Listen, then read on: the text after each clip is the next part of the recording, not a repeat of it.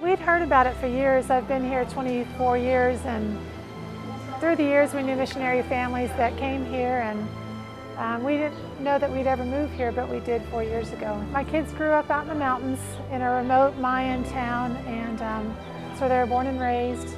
And it was fine during their younger years, but as they became teenagers and reached high school, they couldn't handle the isolation.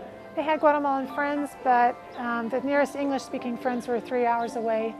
So they reached a point when we really needed more. And so moving here and being a part of the Christian Academy of Guatemala basically met our family's needs for social life, academics, and sports.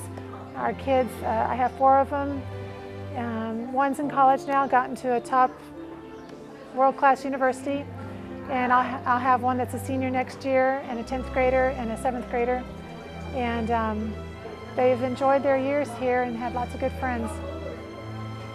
Well, the school is here to serve missionaries. That's a primary calling.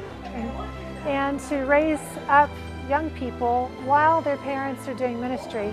And that's what it's been in our case. It's enabled us to be free to keep doing ministry and know that our kids are having their needs met academically, socially, having friends. And so it's really enabled us to stay on the mission field and continue doing what we do. And the vision of the school is to raise up biblically based leaders to take it on to the next generation.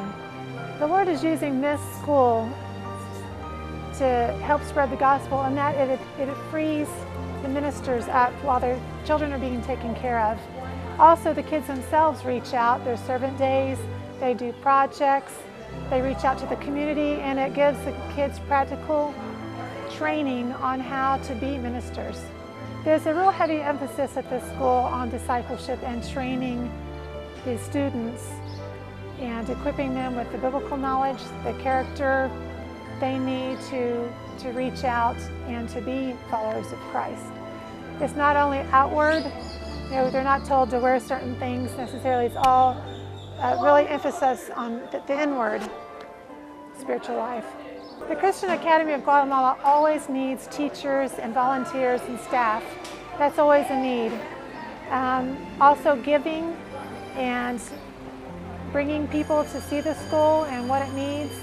Churches can get behind the Christian Academy of Guatemala by sending groups, volunteers. We always need more staff, teachers, giving scholarships for students, that's a big one, and lots of prayer support.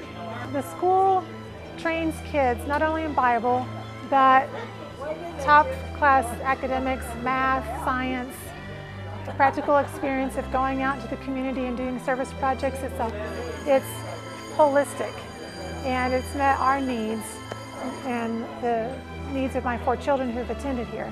Almost all the students who graduate go on to college, and many are called to ministry.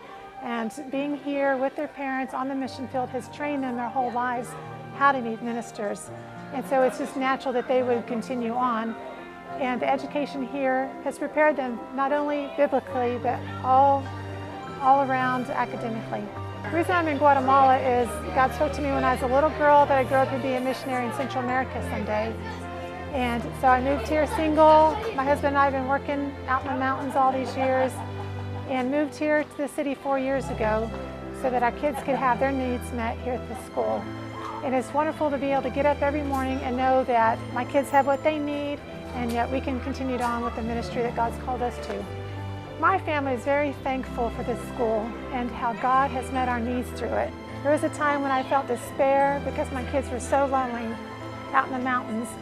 And being able to move here in this instant community of friends and having their needs met academically and with sports, we are very thankful and know that we could not make it without this school, and we're very thankful for it.